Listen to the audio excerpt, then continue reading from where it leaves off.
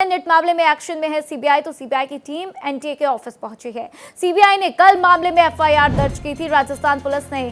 सभी दस्तावेज सौंपे हैं, तो सीबीआई को मामले से संबंधित सभी दस्तावेज सौंप दिए हैं। तो सीबीआई अपने एक्शन मोड में नजर आती हुई, और देखिए किस तरीके से अब आगे क्या क्या खुलासे होंगे वो देखना बेहद खास होगा, क्योंकि नेट पेपर लीक मामले में हम देख रहे हैं लगातार किस तरीके से तमाम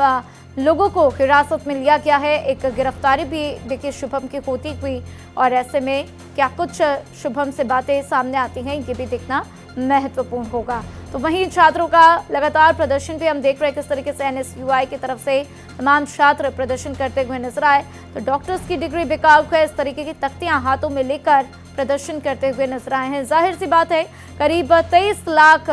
छात्रों के जीवन के साथ खिलवाड़ होता हुआ, क्योंकि जिस तरीके से पेपर लीक का मामला सामने आया है उसके बाद से छात्रों में भारी आक्रोश है। हालांकि दोबारा ये परीक्षा कब होगी, किस तारीख पर होगी, इसको लेकर अभी तक कोई खुलासा होता हुआ नजर नहीं आया है। कोमल शर्मा मेरे साथ ज्यादा जानकारी के लिए लाइव जुड़ चुके हैं, सीधा उनका रुख करते हैं। कोमल, क्या कुछ अपडेट है, क्योंकि देखिए शुभम की आज सीबीआई कोर्ट में पेशी भी होगी, कितने बजे उसकी पेशी होनी है और क्या कुछ उम्मीद की जा रही है इस पेशी के बाद? देखिए इस वक्त हम एनटीए के बिल्डिंग के बाहर ही है, और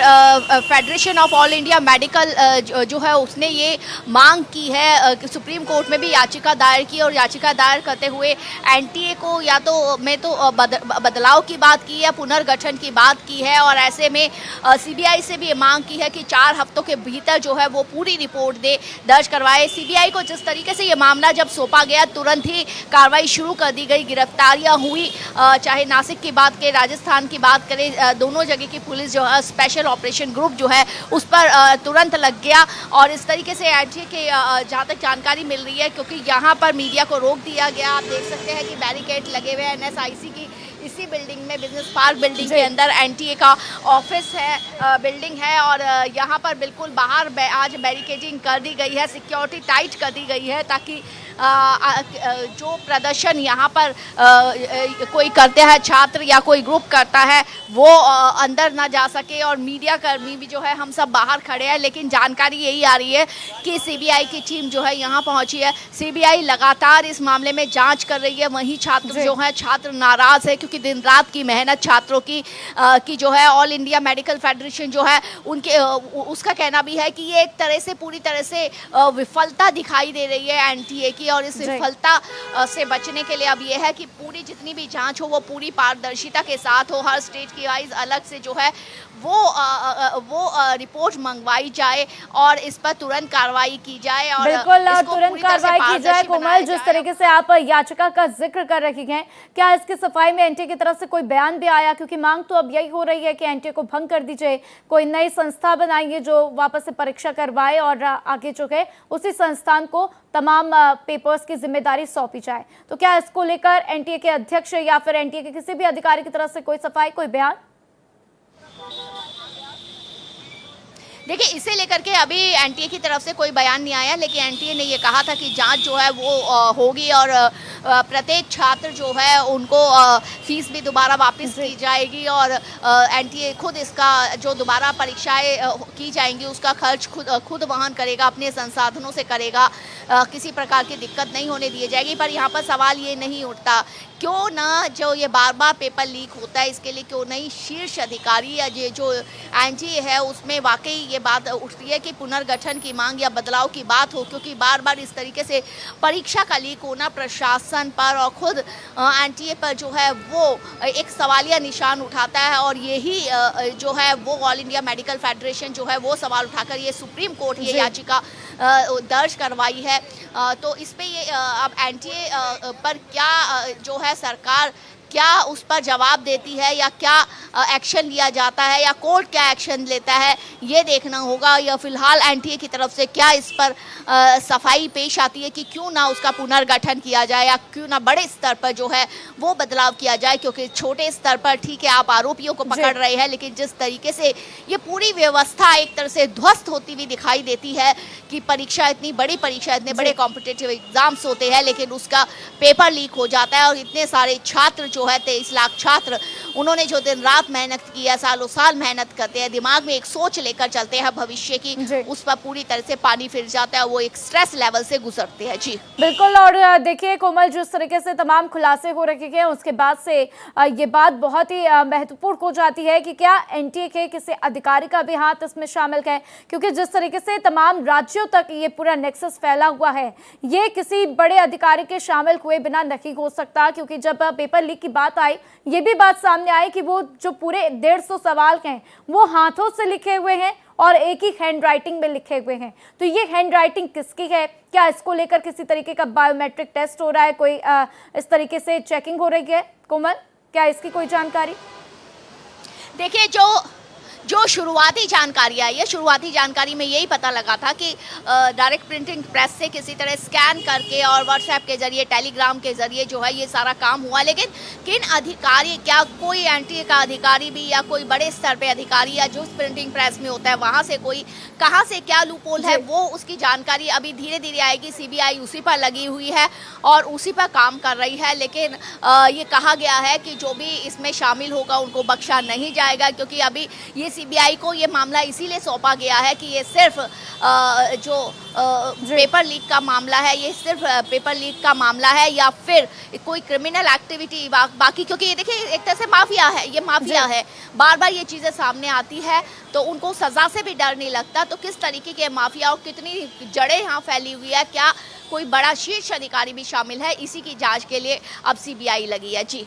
बिल्कुल कोमल, और देखिए इसमें एनटीए की भी जवाबदेही बनती है, क्योंकि अगर हम पिछले रिकॉर्ड्स की बात करें 2024 में भी पेपर लीक का मामला आया, लेकिन अन्य अगर हम बातें करें तो देखिए एनटीए के ऊपर कई बार आरोप लग चुके हैं। कई बार ऐसे आरोप लगे कि मार्किंग में गड़बड़ी है, ओएमआर शीट में गड़बड़ी है। एक बार ऐसा भी हुआ कि एक छात्र को 6 नंबर मिले थे और उसने सुसाइड कर लिया। वापस से कॉपी चेक हुई तो पता चलता है कि 590 अंक सामने आए। तो कहीं ना कहीं एनटीए को इस बात की जिम्मेदारी लेनी पड़ेगी कोमल कि उनके तरफ से कहीं ना कहीं इसमें कोई लापरवाही हुई है, क्योंकि एक बार लापरवाही होती है, 2 बार होती है, लेकिन बार बार इस तरीके से जब होता है तो इसका मतलब है कि कहीं ना कहीं अंदर ही कोई ऐसा इंसान बैठा है, कोई अधिकारी है जो इन सभी चीजों को कंट्रोल कर रहा है और उसको बिल्कुल भी किसी का खौफ नहीं है।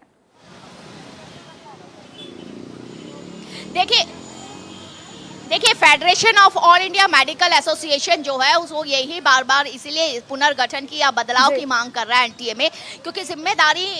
लेने की जहाँ तक बात आपने की है वो तब तक ही होती है जब गलती पहली बार हुई हो, लेकिन वो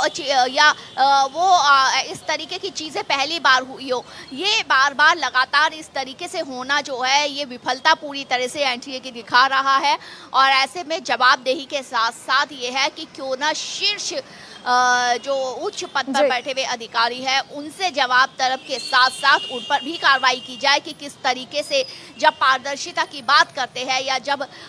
सख्ती की बात करते हैं और हर बार जब ऐसी चीज़ कुछ वक्त के बाद निकल के आती है, छात्रों को धक्का लगता है, एक मेंटल स्ट्रेस से गुजरते हैं, ऐसे में क्यों ना उसमें बदलाव किया जाए, उसका पुनर्गठन किया जाए बड़े स्तर पर भी, न सिर्फ छोटे छोटे जो है प्यादे उनको पकड़ के उनको को सजा दी जाए। तो यही बात जो है federation of all India medical association उठा रही है, उसी को लेकर के वो सुप्रीम कोर्ट पहुंची है। जी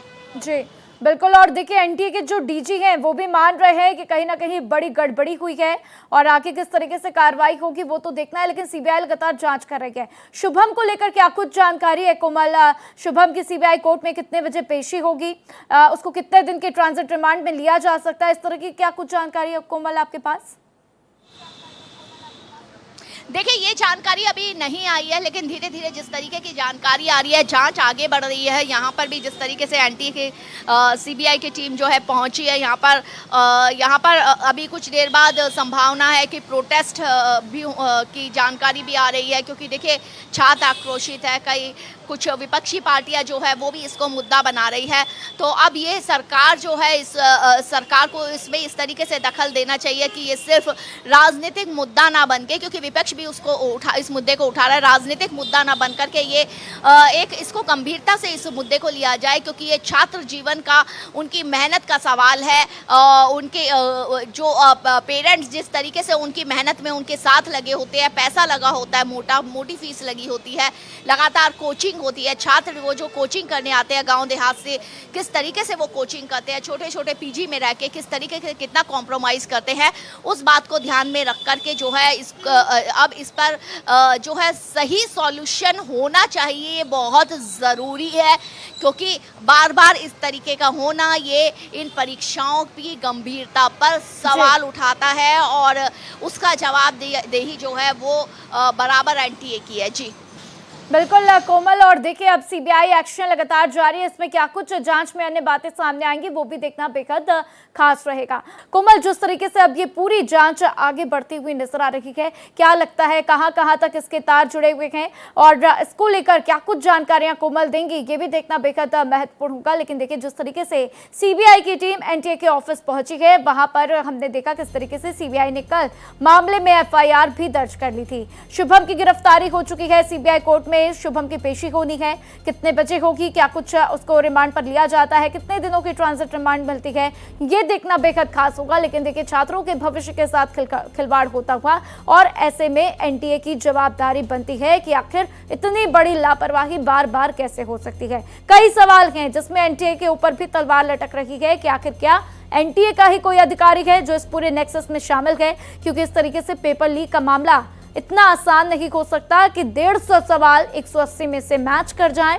और ऐसे में जिस तरीके से hand written paper question bank हाथ लगे हैं जो कि बच्चों में सर्कुलेट हुआ, उसको लेकर लगातार सवाल बने हुए हैं। कुछ तस्वीरें भी हम आपको दिखा रहे हैं, देखिए किस तरीके से एनएसयूआई के छात्र जो है प्रदर्शन कर रहे, और वहां पर किसी भी तरीके की हिंसा ना हो उसके लिए सुरक्षा कर्मियों की तैनाती है, बैरिकेडिंग भी किए गए हैं ताकि किसी भी तरीके की वहां पर हिंसा न भड़क पाए। तो देखिए कब ये परीक्षा दोबारा से होगी, इसको लेकर अभी तारीख की घोषणा नहीं की गई है, तारीखों का ऐलान नहीं किया गया, लेकिन एनटीए की तरफ से साफ साफ कहा गया था कि कुछ दिनों में वापस से एग्जाम कराने के लिए तारीखों का ऐलान कर दिया जाएगा। एग्जाम सेंटर्स नहीं बदलेंगे, आपको री रजिस्ट्रेशन नहीं कराना है, आपको री एग्जाम फीस नहीं भरनी है, जो पहले से फीस जमा है वो भी आपको वापस की जाएगी, और एडमिट कार्ड जो है वो भी जल्द ही रिलीज किए जाएंगे। तो देखिए तमाम जानकारियां एनटीए की तरफ से दी गई हैं, लेकिन सबसे बड़ा सवाल ये कि आखिर इतनी बड़ी लापरवाही क्यों? पैसे वापस कर देना, बच्चों से दोबारा फीस नहीं लेना, ये कोई मसला नहीं है। मसला ये है कि इतनी बड़ी लापरवाही कैसे हो गई, छात्रों के भविष्य के साथ खिलवाड़ कैसे हो गया। क्योंकि देखिए जब इस तरीके से पेपर लीक की घटनाएं होती हैं तो इसका सीधा असर स्टूडेंट्स के ऊपर पड़ता है, उनके भविष्य पर पड़ता है, और जिस तरीके से उनको तमाम कॉलेजेस में एनरोलमेंट कराना होता है उस पर पड़ता है। तो देखिए केरलम से कश्मीर तक नेट के पूरे तार जुड़े हुए हैं। गुरुग्राम से एक डॉक्टर के पास